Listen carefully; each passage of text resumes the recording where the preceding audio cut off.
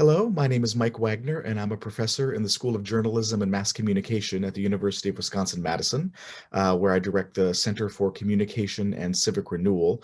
I'm also a member of the Faculty Advisory Committee for the Thompson Center, and I'm delighted to have the chance to share with you some research my colleagues and I have done over the past several years related to issues of leadership and politics in Wisconsin. And so the project I'll be talking about today is called Leadership, Communication, Ecologies, Political Contention, and Renewing Democracy. And this is a project that is co-authored with a variety of folks, including political science professor Kathy Cramer at UW-Madison, journalism and mass communication professors Dhavan, Shah, and Lou Friedland, as well as statistics professor Karl, Rohe, engineering professor Bill Sethares, and a host of graduate students, past and present, including Jiyoon Suk, Jianing Lee, Josephine Luquido, Jordan Foley, Zongkai Sun, um, and a few others who work with us but didn't work on this particular project, also including Carrie Hughes as well. So we all have been working on this project for a while. We submitted it to the Thompson Center a couple of years ago and received funding to do this work, again, related to leadership, communication, ecologies, political contention, and renewing democracy. Democracy in the United States, we argue, has been in crisis due to declines in trust and confidence in political processes and institutions in the eyes of its citizens. For citizens to have faith in democratic processes, they need to believe that institutions are responsive and treat them with fairness, that even if they disagree with their fellow citizens, they regard those citizens as having equal social standing, and that electoral winners will be just to losers of elections by keeping intact pathways for political minorities to participate in American politics. And this kind of legitimation, this legitimizing effect occurs usually via the behavior of winning political leaders across several domains of our civil society, in groups, within communities, through the news media, all places where citizens build trust, mediate differences, and develop identities. This legitimation also occurs via the behavior of electoral losers who concede defeat, recognize the trustworthiness of our political systems, our political institutions, and our electoral administrations. Yet, crucial aspects of civil society are breaking apart in the United States. Core integrative mechanisms that once provided for common good, like bipartisan bill introduction and roll call voting among our elected officials, social networks that included people from a variety of political perspectives, robust membership in a variety of civic and social organizations, robust use of newspapers and local television news have been displaced in some ways by much more polarized state legislatures and a national legislature, a more networked society, and with social media where clusters of shared opinion and self-supporting facts govern a great deal of discourse. Our political culture is increasingly defined at the elite and mass levels by competing groups who kind of see each other in zero-sum struggles for scarce resources, which we argue is a reason to try to work on finding ways to reknit together the civic fabric and using political leadership as one vehicle to do so. Since at least 2010, Wisconsin politics have been a microcosm of divisions around the nation.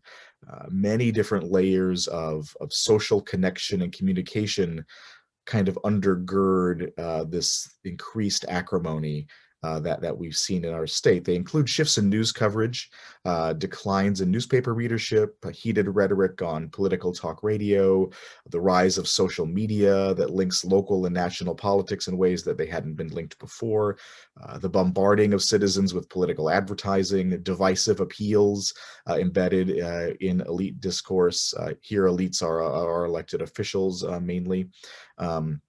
And we contend that the divergence of experience and opinions between ideological, geographical, and occupational clusters around our state has been accelerated by shifts in this communication ecology. And so our project really seeks to kind of assemble and analyze a comprehensive communication ecology in our state. It combines original public opinion research, public opinion survey experiments, analyses of news coverage in newspapers and television, analyses of conversations on social media, and more in-depth interviews with individuals and focus groups all around the state. We've done this through uh, content coding of news and social media discourse, campaign ads, public surveys from the Marquette Law School poll. But now with the Thompson Center funding, we were able to conduct our own telephone survey of Wisconsinites, and then through the support of the Thompson Center as being a catalyst for additional grant money. We've earned grants from the Knight Foundation, the Hewlett Foundation, and others to conduct a variety of panel surveys, both before and after the 2018 and 2020 elections. And so we've used this Thompson Center resource to try to figure out how, or the ways in which, leaders can stimulate openness and willingness to compromise across lines of partisan difference on several important issues. And in the Thompson Center funded project, we really focused on election results, prison reform, transportation, and education. And so we really wanted to understand how where people live and the information they get, how those things influence their attitudes about those issue areas, and how political leadership in particular can play a role in producing behaviors and attitudes that help reknit together the civic fabric. As an example of the situation Wisconsinites find themselves in, we've published work showing that around the time of the recall of former Governor Walker, fully 1/3 of Wisconsinites had reported that they'd stopped talking about politics with a friend because of differing views about the recall election itself.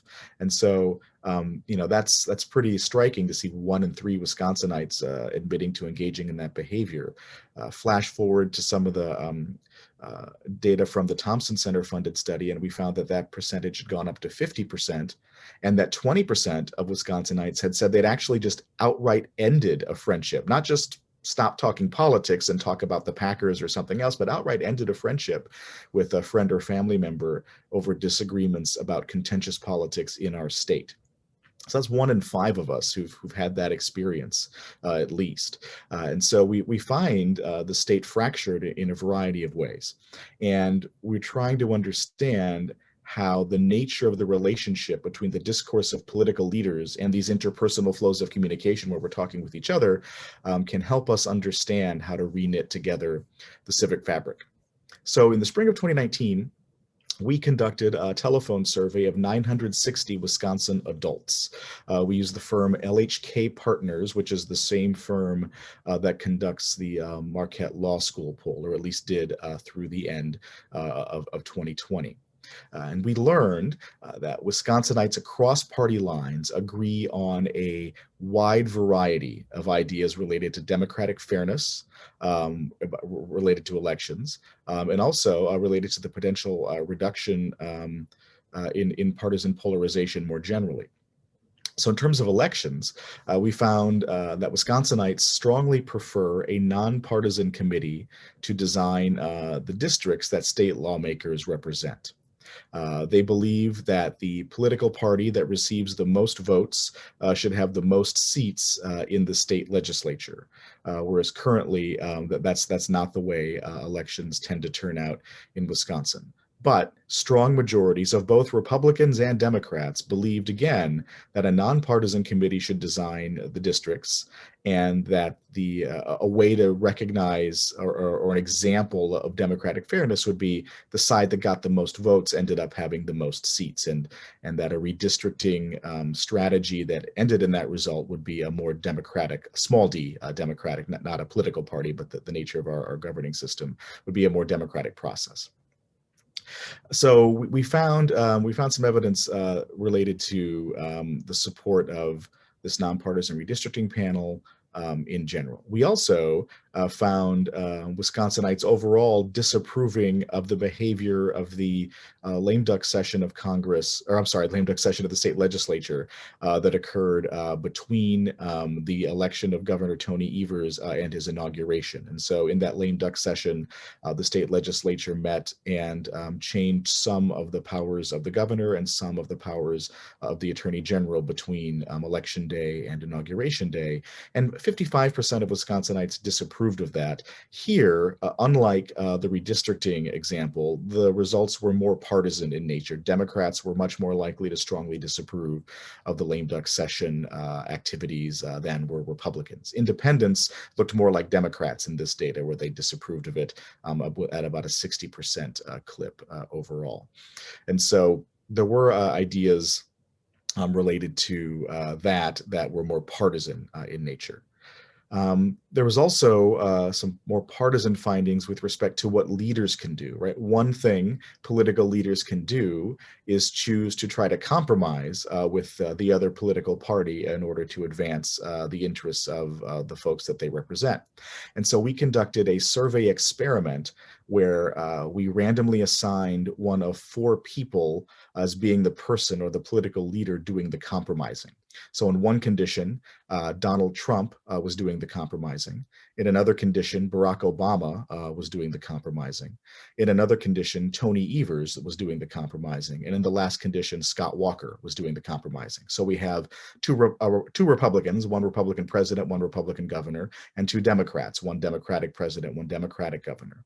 And when we all kind of showed this to people and said, let's imagine that this person, one of those 4, was engaging in a political compromise, why do you think they would be doing it?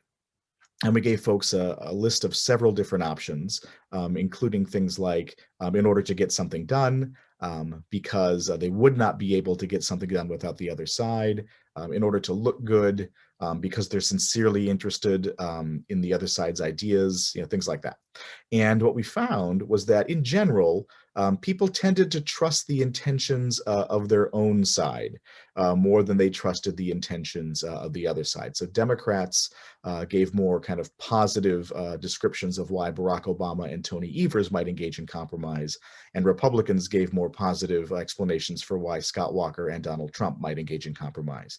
And conversely, Democrats tended to give more negative responses as to why President Trump and Governor Walker would engage in compromise, and Republicans in our sample provided less positive answers about why Governor Evers and President Obama might engage in compromise. And so even when our leaders try to extend the olive branch to the other side, it is met with skepticism by partisans, especially the strong partisans on the other side.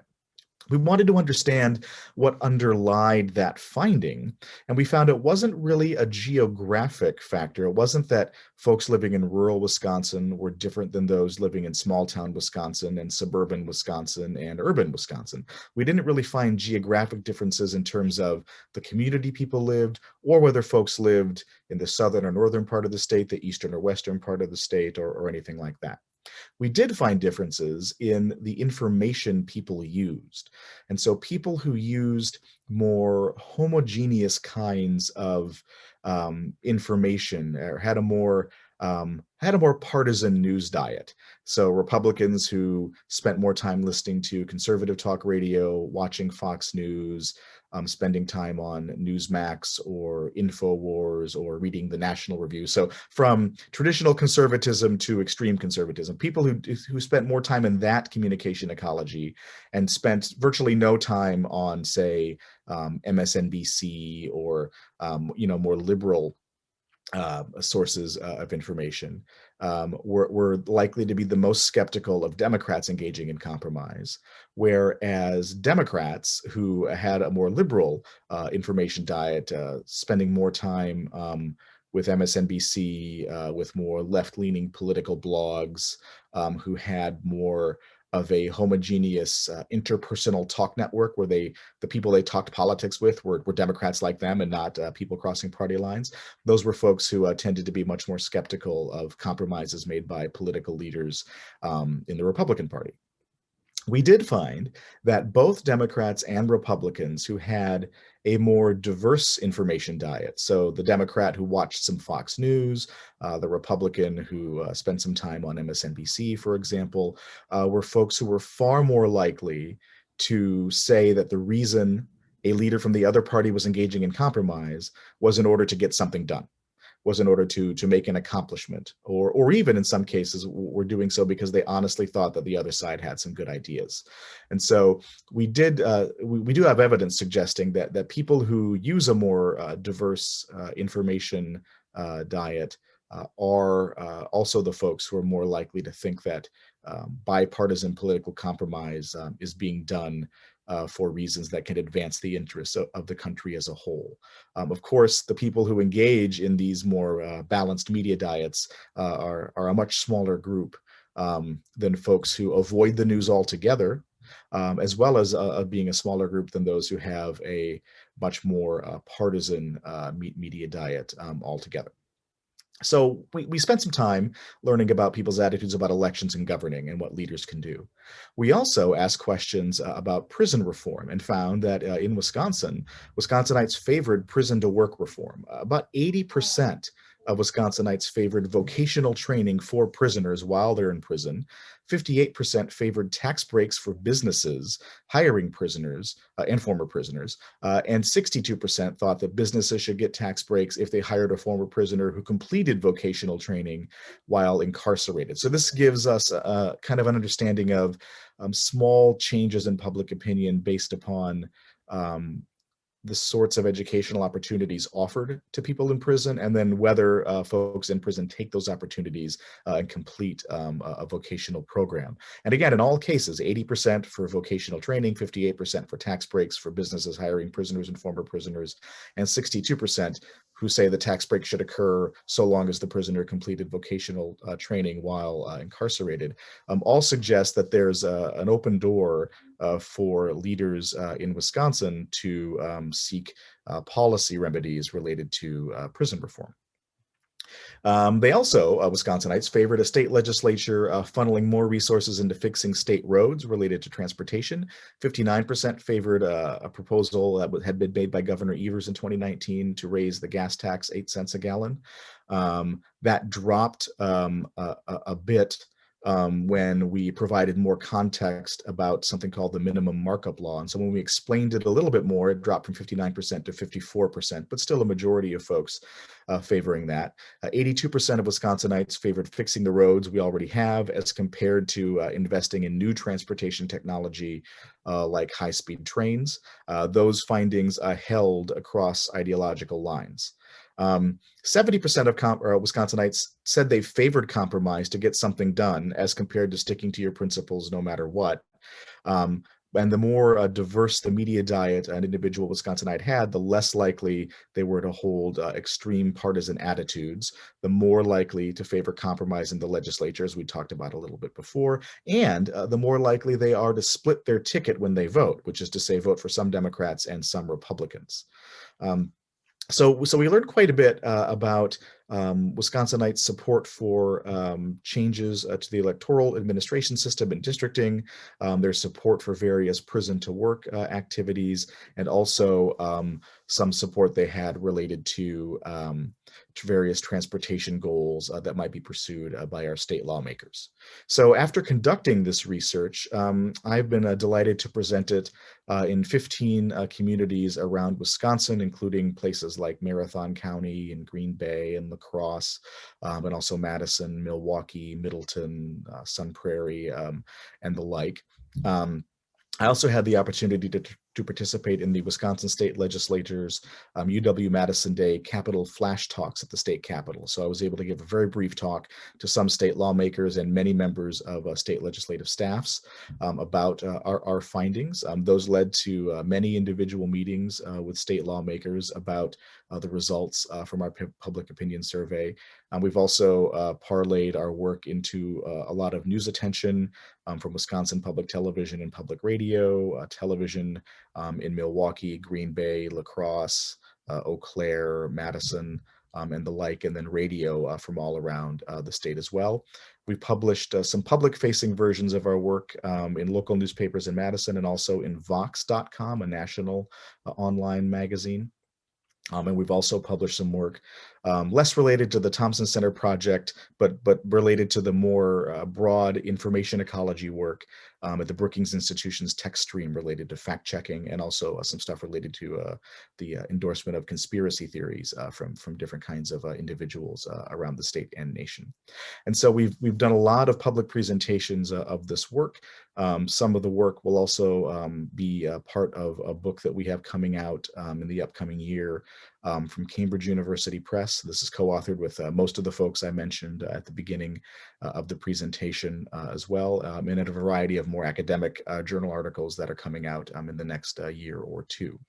And so the Thompson Center support was the critical thing in order to do the public opinion survey, but it also allowed us to show other funders that our work was worthy of support, which led us to be able to gather more data for a longer period of time, allowing us to analyze our state from the Walker administration through the Evers administration in terms of governors, and from the Obama administration to the Trump administration to the Biden administration in terms of national politics. And so those are the things that we have been and will continue to be up to, and we are deeply grateful for the Thompson Center's support in our efforts to try to shed light on what it is the people of Wisconsin want, how they respond to political leadership, and what information and geography have to do with those factors. Thank you very much for listening.